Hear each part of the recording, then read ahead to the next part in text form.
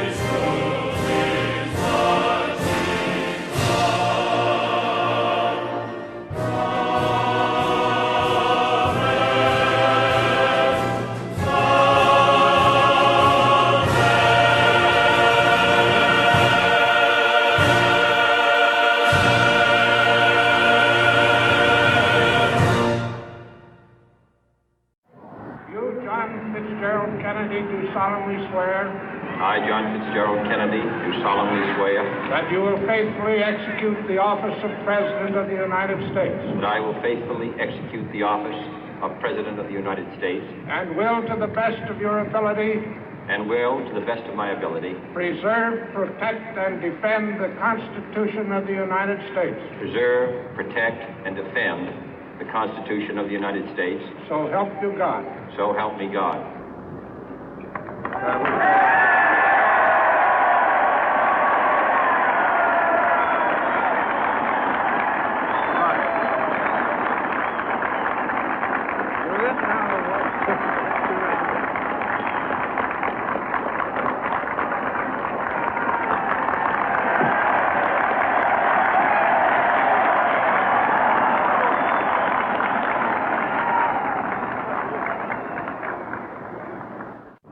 Vice President Johnson, Mr. Speaker, Mr. Chief Justice, President Eisenhower, Vice President Nixon, President Truman, Reverend clergy, fellow citizens.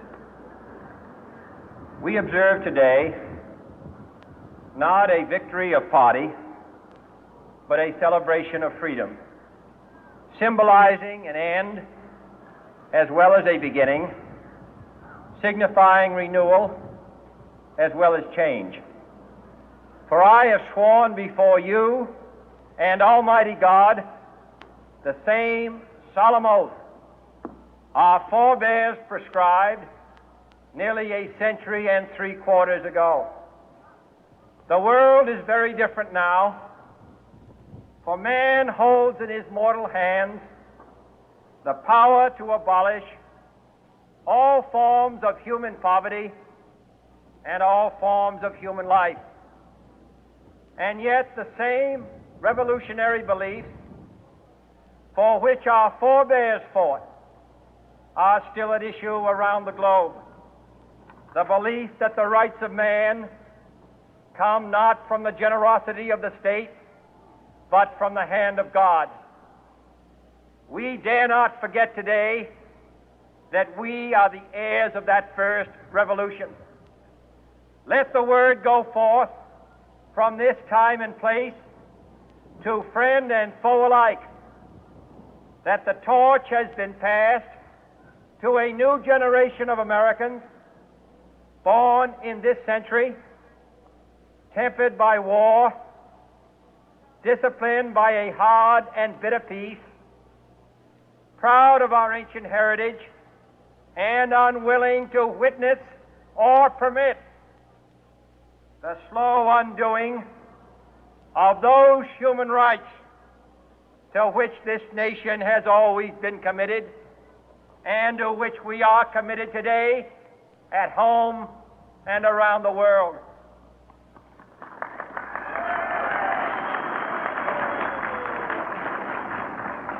Let every nation know, whether it wishes us well or ill, that we shall pay any price, bear any burden, meet any hardship, support any friend, oppose any foe to assure the survival and the success of liberty.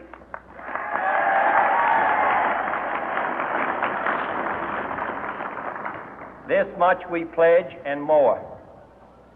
To those old allies whose cultural and spiritual origins we share, we pledge the loyalty of faithful friends. United, there is little we cannot do in a host of cooperative ventures. Divided, there is little we can do, for we dare not meet a powerful challenge at odds and split asunder. To those new states whom we welcome to the ranks of the free, we pledge our word that one form of colonial control shall not have passed away merely to be replaced by a far more iron tyranny. We shall not always expect to find them supporting our view, but we shall always hope to find them strongly supporting their own freedom, and to remember that in the past, those who foolishly sought power by riding the back of the tiger ended up inside.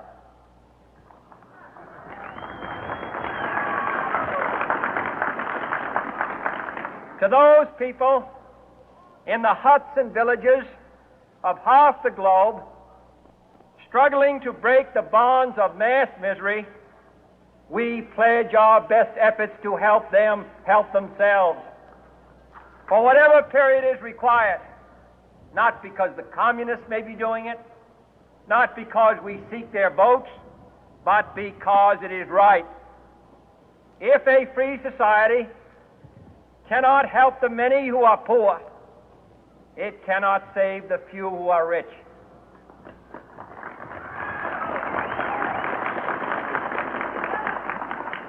To our sister republics south of our border, we offer a special pledge to convert our good words into good deeds, in a new alliance for progress, to assist free men and free governments in casting off the chains of poverty.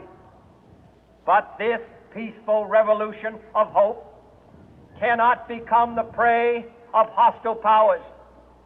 Let all our neighbors know that we shall join with them to oppose aggression or subversion anywhere in the Americas. And let every other power know that this hemisphere intends to remain the master of its own house.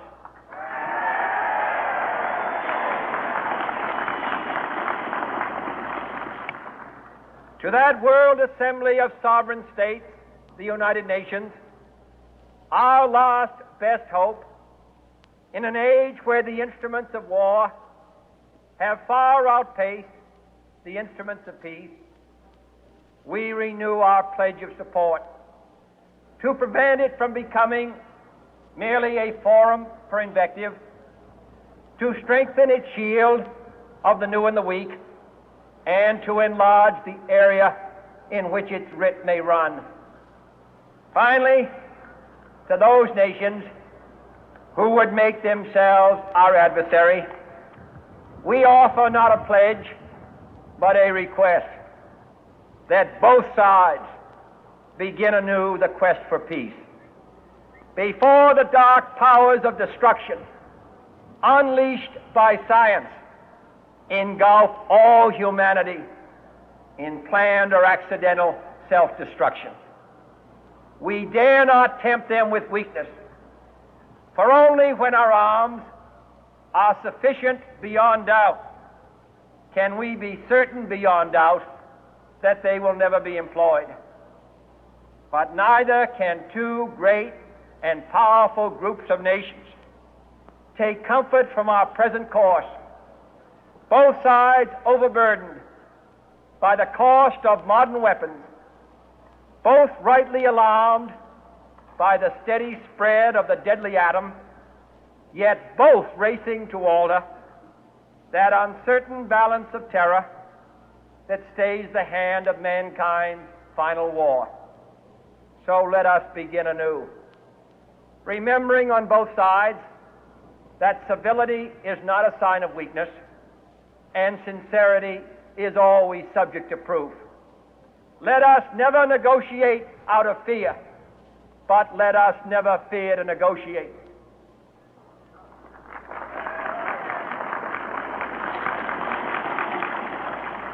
Let both sides explore what problems unite us, instead of belaboring those problems which divide us. Let both sides, for the first time, formulate serious and precise proposals for the inspection and control of arms, and bring the absolute power to destroy other nations under the absolute control of all nations.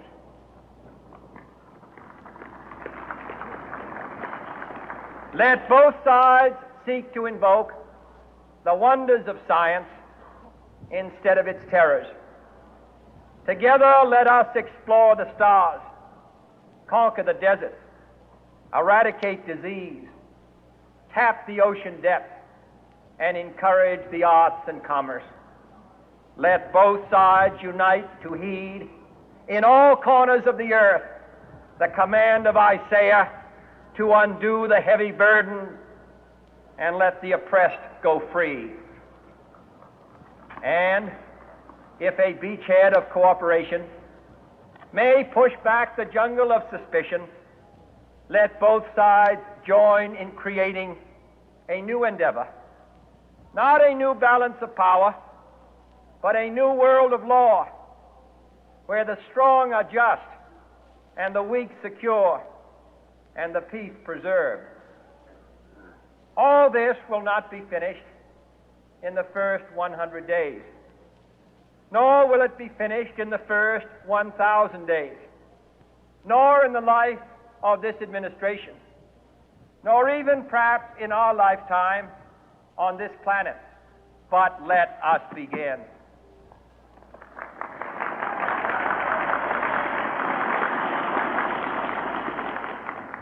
In your hands, my fellow citizens, more than mine, will rest the final success or failure of our course. Since this country was founded, each generation of Americans has been summoned to give testimony to its national loyalty. The graves of young Americans who answered the call to service surround the globe. Now the trumpet summons us again, not as a call to bear arms, though arms we need, not as a call to battle, though in battle we are, but a call to bear the burden of a long twilight struggle, year in and year out, rejoicing in hope, patient in tribulation, a struggle against the common enemies of man, tyranny, poverty, disease, and war itself. Can we forge against these enemies a grand and global alliance, north and south, east and west, that can assure a more fruitful life for all mankind? Will you join in that historic effort?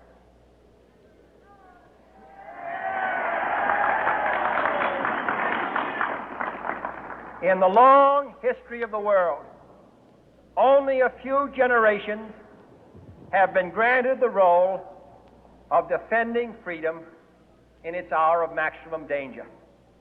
I do not shrink from this responsibility. I welcome it.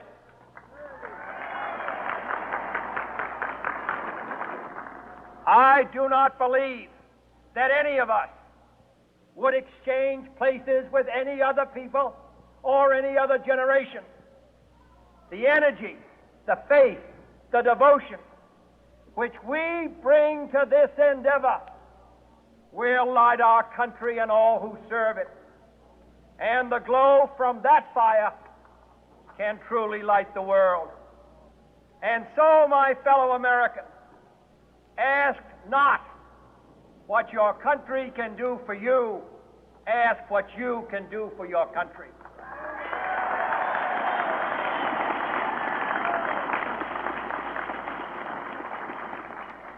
My fellow citizens of the world, ask not what America will do for you, but what together we can do for the freedom of man.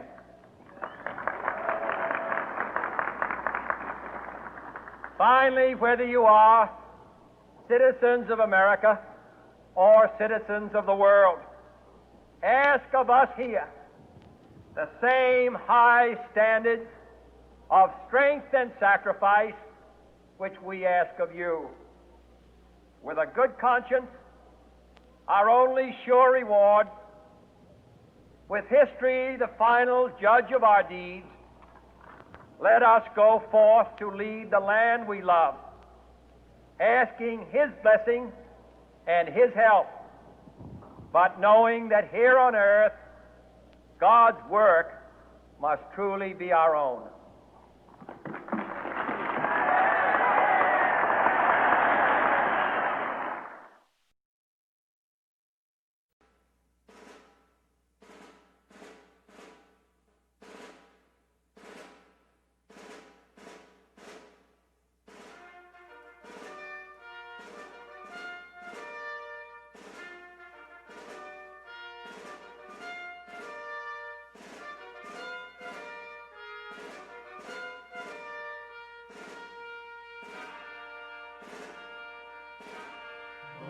eyes have seen the glory of the coming of the Lord. He is trampling out the vintage where the grapes of wrath are stored. He hath loosed the fateful lightning of his terrible swift sword. His truth is marching on. Glory, glory, hallelujah. Glory, glory,